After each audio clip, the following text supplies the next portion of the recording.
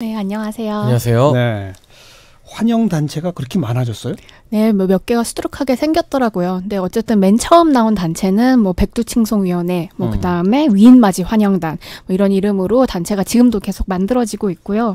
11월 7일경에 이 단체가 그 세종문화회관 앞에서 기자회견을 열면서 단체 결성한 것을 시작으로 하고 있습니다. 네. 여기서는 뭐 김정은 위원장을 환영한다, 그다음에 팬이다, 뭐 또 위인이다, 또 그 나는 공산당이 좋아요, 뭐 이런 구호들이 나왔고요. 그것 때문에 현재 한국이 아직 통일도 되지 않았고 어쨌든 북한이라고 하는 것은 주적인데 그리고 아직 국가보안법도 남아 있는데 이것을 예. 이렇게 하는 것이 옳으냐 그르냐로 연일 좀 뜨거웠지요.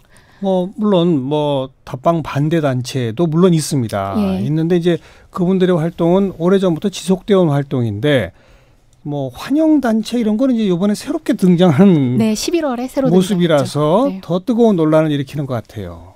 두 분의 평가부터. 근데 저는 그 새롭게 등장한 단체라는 데 좀 우리가 이면을 살펴볼 필요가 있다고 봅니다. 이제 1호 신문의 최은민 기자가 이 백두칭송, 백두 환영단체 이런 데에 있는 명단을 올린 분들의 활동 내역을 그간 조사해서 정리한 기사가 있습니다. 예. 그런 것들을 보면 여기서 굉장히 다양한 명함으로 청춘의 지성 대표, 대표, 어디 대표하면서 이름을 올린 분들이 실제로는 민중당이죠. 예전에 이제 해산 처리된 통진당의 어떤 계열 중에 하나인 민중당과 굉장히 긴밀하게 연계되어서 다양한 활동을 하던 분들이라는 거거든요. 그러니까 이 기사에 의하면 갑자기 있다가 어떤 평화 모드에 있어서 통일을 환영하고 평화를 바라는 사람들이 어디선가 나타나는 게 아니라요. 예. 정치적으로 예전에 해산된 통진당, 지금의 민중당 계열로 꾸준히 활동하던 분들이 김정은 위원장의 연내 답방이라는 어떤 이벤트를 빌미로 삼아서 계기로 본인들의 어떤 정치적인 재개를 도모하는 그런 수단으로 이런 이벤트를 벌이는 게 아닌가 하는 의심이 들기도 합니다. 네. 근데 여기 계신 단장의 인터뷰를 보니까 이전에 정치 활동을 하지는 않았고 그냥 일반 시민이다 나는 그렇게 주장하시더라고요. 근데 저는 그 뒤에 배후에 누가 있냐, 어떤 역사를 가졌냐 이런 거는 너무 한 개인을 이렇게 파고드는 그러니까 잘못된 해법이라고 생각하고요. 예. 그것 말고 그냥 모든 시민들이 다 다양한 역사를 지니고 있고 다양한 활동들을 하고 그중에 몇 명이 이렇게 활동하는구나 정도로 봐야 되지 않을까 싶습니다. 네. 저는 이분이 인터뷰하셨던 내용 중에 기억에 남는 게요. 그거예요. 나는 김정은을 옹호하고 싶거나 이렇게 칭송하고 싶다기보단 금기를 깨고 싶었다라고 말씀하시거든요. 그러니까 우리 사회가 오랫동안 공산당 혹은 북한을 주적으로 삼는 어떠한 반공 이데올로기 안에서 빠져나오지 못했잖아요. 예. 근데 그것들을 깨고 싶었다. 2018년도에 내가 잡혀갈지 안 잡혀갈지 궁금했다. 이런 얘기를 하세요. 그러니까 제가 생각하기엔 그런 금기를 깨는 퍼포먼스를 하는 단체 정도로 보는 것이 알맞지 않을까 싶습니다. 금기 깨는 퍼포먼스 정도 하는 단체, 네. 큰 정치적 의미 부여할 거는 그쵸. 제가 없다? 네, 여기 페이스북을 그러니까 SNS를 좀 살펴보니까 좋아요가 300 많아봤자 250 이 정도예요. 그러니까 많은 나빠요는요?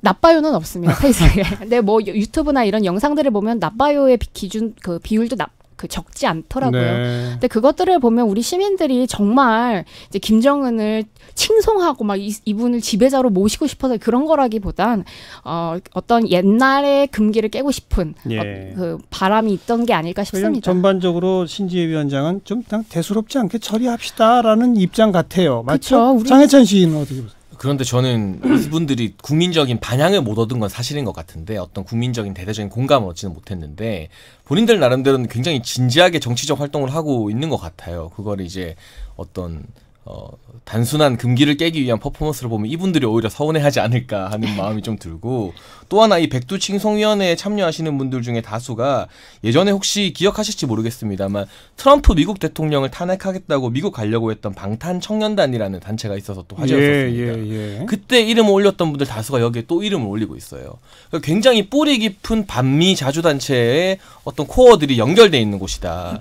단순한 어떤 평화만을 환영하고 통일만을 환영하는 저는 그런 자발적인 시민의 모임은 아니다. 이런 의혹을 좀 가지고 있고요. 그런 것들이 이제 기사로도 나오고 있고 또 하나 이런 먼저 이렇게 칭송을 하면서 과도하게 위인화하는 것들이 단순히 김정은 위원장의 연내 답방을 찬성하는 것과는 다릅니다. 저 같은 경우도 김정은 위원장이 지금 불가능해진 것처럼 보이지만 연내에 한국에 와서 다시 정상회담을 하면서 비핵화 분위기를 이어가는 것 자체는 찬성합니다. 네. 반대할 이유가 없죠. 그런데 이분들의 문제점은 그 김정은 위원장의 어떤 정치적 공가가 있지 않겠습니까? 내부에서 독재 문제나 인권 문제나 이런 문제에 대해서 무조건 덮어버리고 마치 평화를 이끄는 구세주처럼 지나치게 위인화를 한다는 점이죠.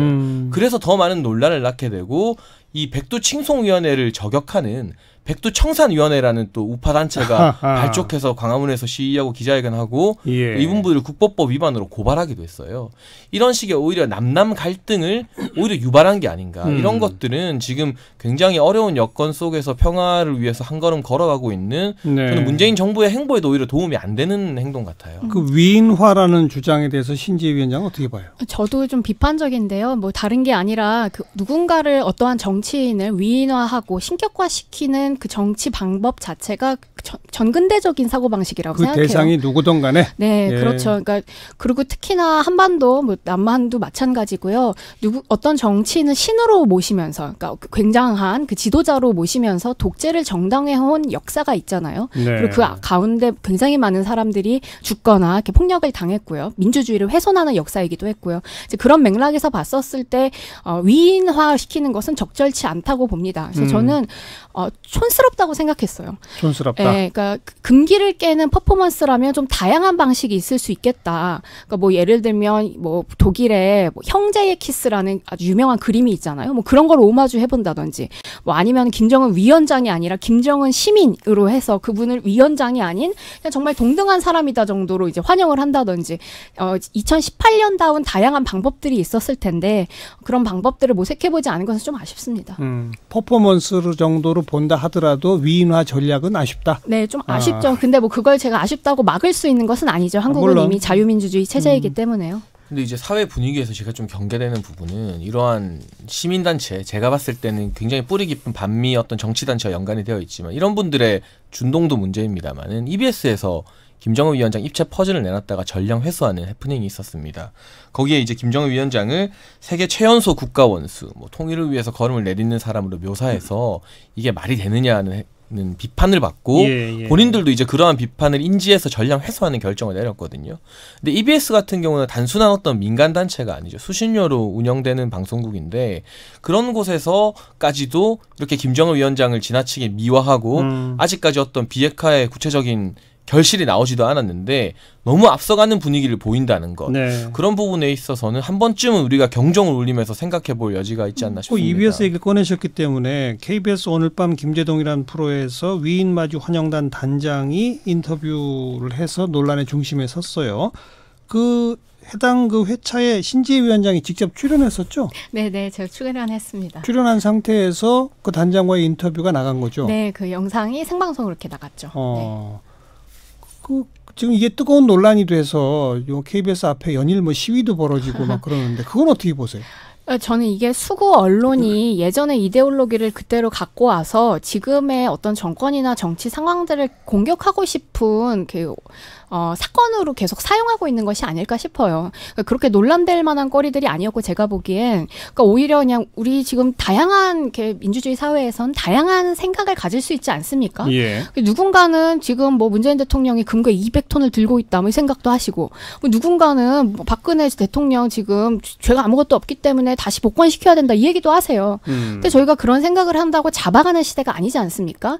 오히려 촛불 집회 이전엔 그런 게 가능했죠. 닭 그림을 그린다고 잡아가고 쥐라고 풍자한다고 잡아갔어요. 이제 그런 시대가 끝났고 우리 촛불 집회로 인해서 다시 자유민주주의, 그러니까 우리 사회가 공고하게 개인의 뭐 사상과 표현의 자유를 지켜줘야 된다라는 것을 그 딱 박았기 때문에 이 사건도 그렇게 해석해야 하는데 수구 언론들이 이제 이것을 공격할 빌미로 삼는 것은 참 안타깝다 싶고요. 그래서 저는 오히려 이 사건을 통해 국가보안법이 왜 폐지돼야 되는지를 알 수 있었다고 생각합니다. 그러니까 지금 지금 벌써 이 단체가 보수 단체에서 뭐 백두칭송위원회 이런 데를 국보법 위반이라고 이제 고소했어요.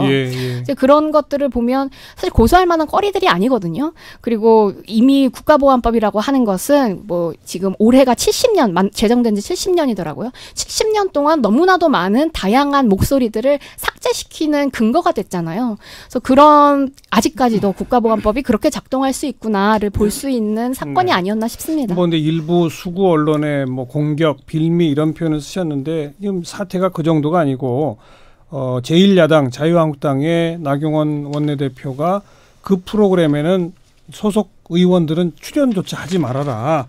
이건 북한 찬양하고 자유민주주의 체제 부정하는 방송을 했다. 이렇게 성격 규정까지 하고 있는 그런 정치적 상황이 돼버렸거든요. 어떻게 보세요, 그거? 그러니까 저는 이 편향성의 문제 좀 지적하고 싶은데요. 단순히 인터뷰를 해서 질문을 해서 그 사람 의견을 들었다. 우리의 의견이 아니라 그 사람의 의견이니까 문제가 없다는 건 좀 비겁한 태도라고 생각합니다.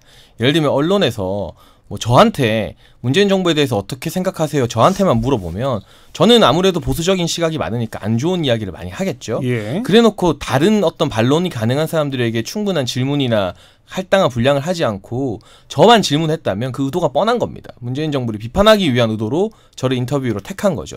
마찬가지로 이 KBS의 문제가 되는 프로그램에서도 이 김수근 위원장이라는 분, 단장이라는 분한테 이 포커스를 맞춰줌으로써 그의 입을 빌려서 사실은 김정은 미화 여론에 지나치게 많은 시간을 저는 할애했다고 보고 있고요. 이게 균형 감각이 있었다라는 것으로 느껴지려면 충분히 그런 연출과 편집을 할 수 있고 상대 쪽에 이제 카운터 패널이나 이런 분량을 맞출 수 있음에도 불구하고 그러지 않았다는 점에서 이런 게 문제가 된 거거든요. 단순한 이런 사람들이 있고 이런 요새는 이런 주장을 한다더라는 사실 보도였다면 이렇게까지 문제가 되지는 않았을 것 같아요. 저는 개인적으로는 나경원 원내대표가 이렇게 특정 방송을 언급하면서 출연 금지까지 할 것은 조금 너무 나갔다고 생각하지만 그건 정치적으로 이제 신임 원내대표 취임하면서 내부에 이제 보수를 결집하기 위한 것으로 보지만요. 그렇다고 해서 이 프로그램의 해당 부분에 대해서 편향성이 없었다 이런 건 아니고 지금 방송인 심의위원회도 심의 대상이 됐다고 하잖아요. 그 부분에 대해서는 좀 적절한 조치가 있었으면 하는 바람입니다. 네, 제가 오늘 밤 김재동에 출연한 바로는 이렇게 찬양하거나 옹호하거나 하는 그 패널들 없었고 저도 가서 굉장히 비판적이었고 거기 저랑 같이 나온 다른 패널도 마찬가지였어요. 그러니까 그 방송이 편향적이었다는 것은 추후에 뭐 수구 언론들이 그런 프레임을 짠 것이라고 저는 생각하고요. 이 자유한국당의 태도에 대해서는 저는 자유한국당과 북한이 얼마나 다른가 싶습니다. 그러니까 그 자유한국당은 자유민주주의를 수호하기 위해서 그 자유민주주의를 흔들기 위해서 이런 방송들이 나온다라고 얘기하잖아요. 근데 사실 자유민주주의라는 거는 그런 발언도 할 수 있어야 자유민주주의거든요. 그러니까 자유한국당이 자유민주주의를 오해하고 파시즘적인 행동들을 하고 있는 거죠. 그리고 사실 재밌는 게 나경원 대표님이 명령을 내렸다고 설명합니다. 그것도 비슷해요. 국가 그 지도자가 명령을 내렸다. 위인이 어떠한 그 밑에 있는 그 지배계급으로서 밑에 있는 사람들에게 어떠한 지도 편달을 하고 명령을 한다. 이게 사실 다른 사람들처럼 보이지만 굉장히 흡사한 정치 논리들을 갖고 움직이는 거죠. 그래서 전 자유한국당도 함께 사라져야 될, 역사 속으로 사라져야 될 정치 집단이라고 봅니다. 뭐 해당 방송의 균형이나 편향성 부분은 아까 언급한 것처럼 방송심의위원회에서 이제 아마 논의가 좀 있을 거니까 그건 좀 더 지켜보도록 하고 또 역시 보는 시각에 따라서 이게 편향적이다, 그렇지 않다, 뭐 또 다른 평가가 나올 수 있을 것 같으니까요. 근데 이제 뭐 연내 답방은 일단 좀 물 건너간 상황이지만 내년도 정말 서울 답방 같은 게 이루어지고 그러면 더 좀 강한 우리 내부의 충돌 같은 것들이 예상이 되는데 참 우리가 어떻게 이걸 슬기롭게 대처해야 할지 마지막 한 말씀 짧게. 그 지금 최근에 한국갤럽에서 지난 11일에서 13일 전국의 성인 1,003명을 대상으로 조사했는데 김정은 위원장에 대한 호감도가 불호가 59%, 호감이 24%, 비호감이 2배가 넘어섰어요. 특히나 대학생 계층에서는 호감도가 7%, 비호감이 88%로 나왔습니다. 그렇더라고요. 이런 상황에 저는 불을 지른 게 이렇게 과도하게 위인화를 하고 먼저 앞서 나가는 사람 때문에 반발을 사는 것이 아니냐. 그래서 평화를 반대하는 사람이 누가 있겠습니까? 그러니까 우리가 진정 평화를 원하고 통일로 가는 한 걸음 한 걸음을 소중하게 생각한다면 좀 더 건조하고 차분하게 이걸 바라봤으면 좋겠습니다. 신지 위원장도 마지막. 말씀해 주셨던 것처럼 김정은 위원장에 대한 어떤 이렇게 호감도 호감이 아닌 불호는 굉장히 많은데 김정은 위원장의 답방에 대해서는 긍정적인 분들이 굉장히 많아요. 80%까지도 나오거든요. 네. 이제 그런 걸 보면 개인의 어떤 인물에 대한 평가와 지금 평화를 향한 어떠한 움직임은 아예 다른 노선으로 대중분들께서 국민분들께서 인식하고 계시다고 보아야 하고 이제 그건 시대가 변했다는 거거든요. 예. 이제 다른 시대를 살고 있어요. 그래서 저는 조선일보나 이런 수구 언론들도 다른 시대에 발맞춘 언론 보도를 해주셨으면 하는 바람입니다. 아무튼 두 분이 마지막에 쭉 인용하신 몇몇 여론조사 결과들을 제 식으로 해석하면 우리 국민의 다수는 차분하고 냉정한 거예요. 그럼요. 현명하시죠. 소수가 감정적으로 들떠있는 상태이고 그 논란이 우리 무슨 논란의 핵심 중심에 설 필요는 없다고 생각합니다. 두 분 수고하셨어요. 예, 감사합니다.